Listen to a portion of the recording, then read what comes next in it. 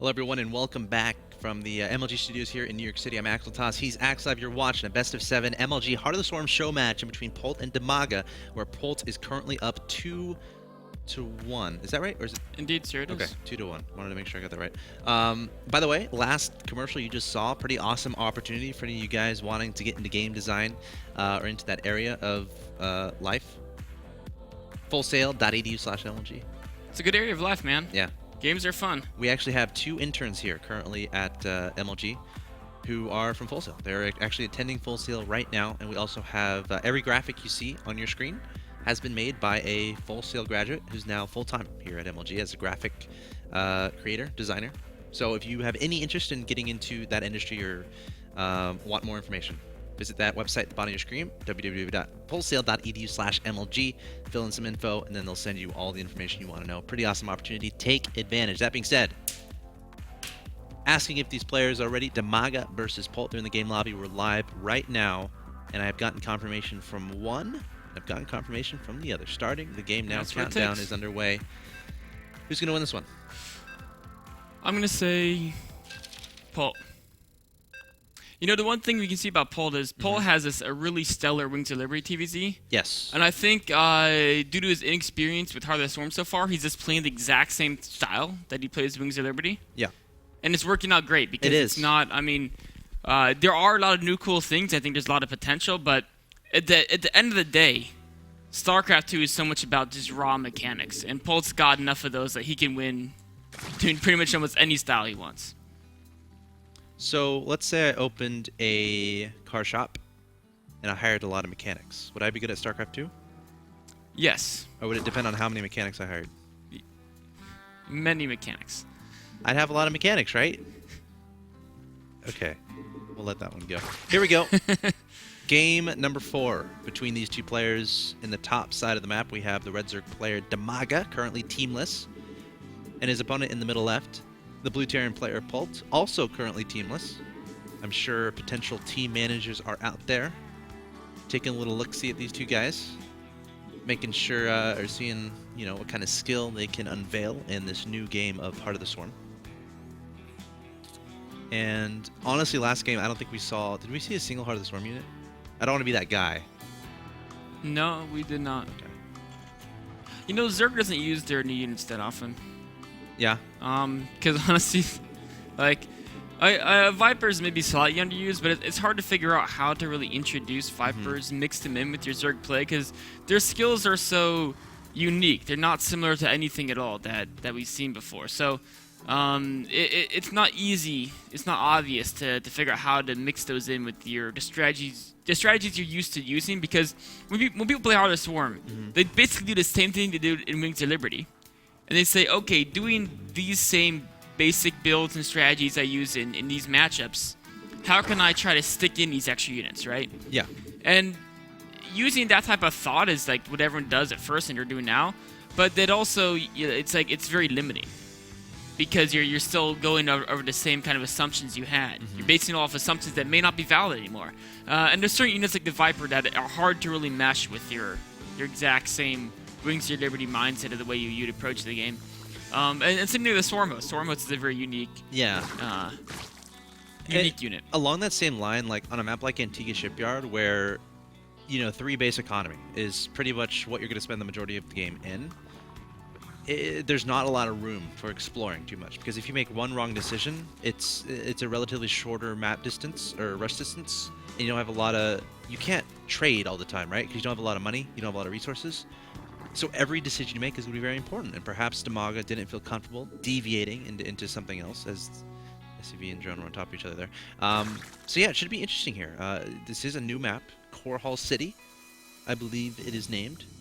And they are both spawned on the top left side here. So we have Polt's ramp kind of leading towards Dimaga's area of the map, but it should be interesting to see how this game unfolds. We already see Polt adding on that expansion, going straight for the double gas. Something unique about this map is your starting base has 2 mineral lines in it, so that makes it much easier to secure that first expansion.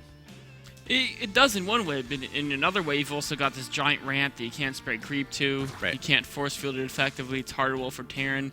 And if it's not cross-map, the spawn locations are very close. Yeah. Like the ground distance between Dimaga and Polt's ramps is very short. It's like Steps to War short almost. Slightly longer than Steps to War. But it's shorter than any map we currently use in competitive Wings of Liberty. So it's an interesting map because you want to take advantage of that kind of with the obvious expansion in your base. But, you know, if your opponent tries to be aggressive, it can be pretty tricky just to hold that ramp. Scouting is going to be very important on this map to make sure your opponent isn't doing any crazy shenanigans. We have a Ling almost getting caught off guard there. Queen going to come forward to try to get rid of these 3 Marines here from Polt. Dimaga is continuing to drone up, not feeling threatened, and we see Polt actually making a base at the bottom side of the map here. I like it. What's the worst that can happen? Lift it off. Exactly. Lose a few SCVs. I mean, well, the word is the Zerglings. Well, there's a magical chance that Zergling stumbles across this SCV right now, but that's like a 1 in 1,000 shot or something. So, yeah, build more command centers, guys. That's the whole way you win with Terran. All right. You know, Terran's been doing really well in GS. Like, I've actually done a scientific study. Yeah. That the more command centers Terrans build, the less they lose games. The more command centers Terrans build, the less games they lose. Exactly. So if you Terran players are there at home, build lots of command centers. Mass command center style Terran is kind of Well, good. you need man. to get some units out. You do, but like you don't need that many. Yeah. Like, you know, 1 Banshee, 1 Siege Tank, and you're invincible, right? A command center can pay for itself very It easily. can. Make that intolerable, drop some mules, Costs and no you're food set. as well. Yeah. And it can make income without having to occupy more space. Because mules can go on top of SCVs. Yes, they So can. you can defend a small amount of space and have a very large amount of income. And you can always just lift them off. Yeah, oh yes, there's so You many should have good a aspects. rules of engagement episode based on the advantages of an orbital command. Yeah, it's Might take an entire week to list them all. there's quite a few out there. Alright, we have some Polt's going Hellions. Mac this game. He is. Awesome. Armory on the way. Blue Flame Hellion underway as well. And this should be interesting. We'll have to see if he decides to build any Widow Mines here. Definitely has the ability to at this point, perhaps saving up gas, because again, if you're going mech, that is very gas intensive. And he's probably going to take the gases very, very soon, I would expect, on this natural expansion. I would think Even so. even the 3rd base, I wouldn't be surprised to see that. So we'll keep an eye on that. He may want to be going very Hellion heavy, it looks like, if he's not taking the... Oh, there you go. Finally gases his natural. Yep. Getting upgraded to Armory as well. 3rd factory. Look at Dimaga, by the way.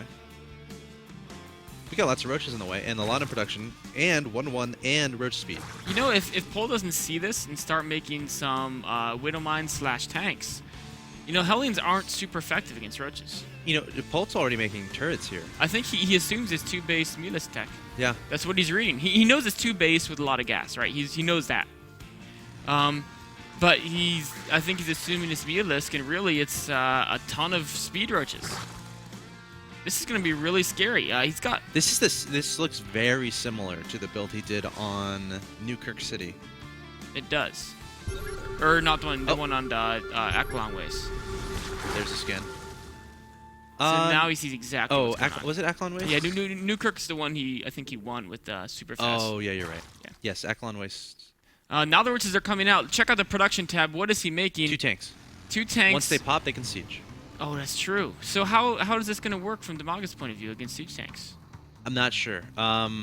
There's a turret there, so they can't even... There's already a tank there, so once these 2 tanks come out, the SCVs, this is deja vu to the... Yeah, but it's worse. Look how many Hellions there are to get in the way. Yeah. See if Dimaga can make this work, trying to press up into his opponent's main no base, way. but Polt saying, no way, man. So what does Dimaga do from here? Kills the 3rd. It can lift. I mean, Kills it would the SCVs still at be the 3rd? obviously good to go and get those And the SCV gases? kills. Of course he doesn't know about it, but... He should send 1 roach to scout. he has drop and speed from Overlords on the way. Yes, that's what he has to do that. He has no choice. I mean, he obviously, he's committed to roaches off 2 bases. It's very hard to transition once you do this. Yes. Against an opponent who's going to be building tanks. So once the tanks get to a certain count, Dimaga loses the game. It's that simple. Like, if you're going roaches, you've got to do something with them. And he obviously can't charge up that narrow choke. So drop is a brilliant way to try to get back in the game.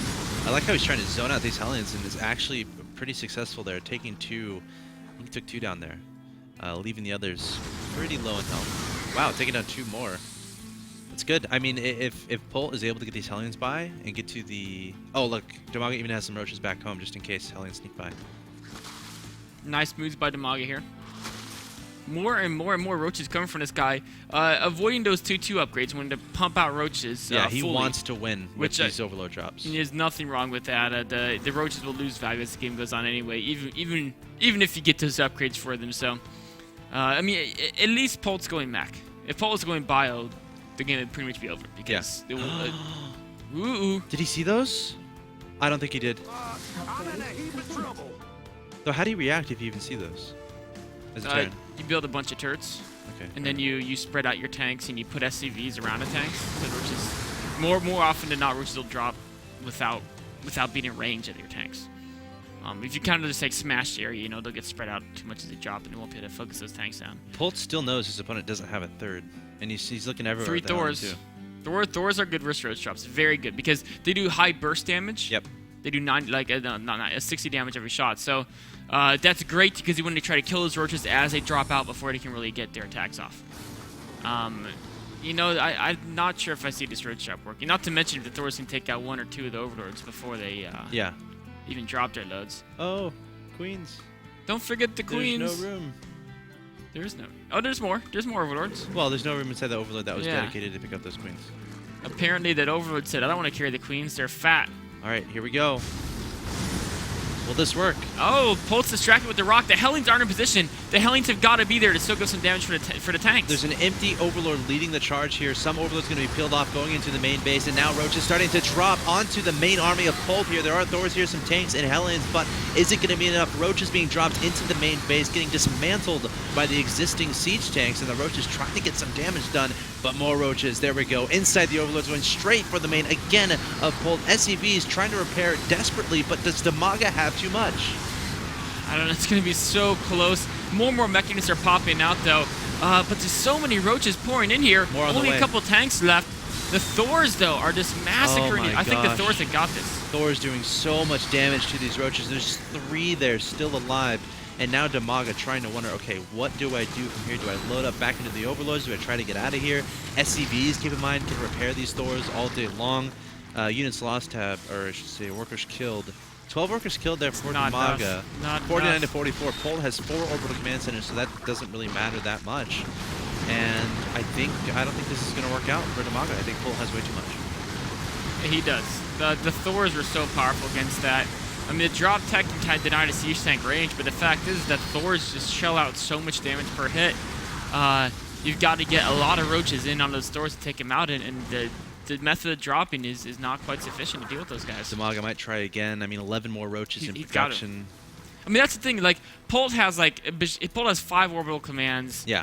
Like, he's got 3 bases, way more economy than Dimaga. But if you can't, mech produces slowly. So even though he has so much money, he has a hard time turning it into units, right? Whereas, so Dimaga's, his advantage still is maybe he can just keep throwing roaches at the problem until it goes away. Here he goes again with the Overlords into the main base, dropping the roaches on top of the Thors and tanks, but they're literally just going to melt as soon as they hit the ground. And now Polt has that supply advantage, and Dimaga might be forced to GG here. All the roaches dying, and now the Overlord's going to follow. Some more roaches trying to press into the main base, but there's the GG. We got to hear the sound at the end. That was an awesome sound. That was a pretty cool sound. You know, Blizzard's been doing great things to Heart of the Storm. They have. Everything they've been doing is great. They have a Twitter, @StarCraft. So you should check. Yeah. You should go. I know they read that, so. Tell them you like their victory screen sounds. Yes. @StarCraft. You know what? Give I have them this some problem. love. Now I'm curious to what the defeat screen sounds like, Yeah, but I never get it. because you always win. Yeah. I'll play some ladder after we're done here, so you know what it Okay. sounds like. Thank you. But I'm about Thank to you. lose. Or I'll play you and you'll lose. Okay. Okay. One of those two things can happen because I'm sure it's got a cool sound too. Probably. Well, Maybe should not. it? I guess, I don't know. I guess Yeah, you don't want to make people afraid to lose because then they're afraid to play. So you think that It by should be having a an better odd- sound. So then wouldn't people like want to lose then just to hear No. that sound? I mean, only if it's like super, like the victory sound is still good, right? So Right. as long as there's not too much of a disparity, Okay, fair enough. everybody wants to win. Well, awesome job, Blizzard, implementing that. An awesome job to Polt there, taking down game number 4. He's going to be leading the series 3-1. Dimaga has some work to do. Can he make the comeback happen, or will Polt take it in the next game? We're going to find out. Coming up, it's going to be game 5 between Polt and Dimaga. Don't go anywhere.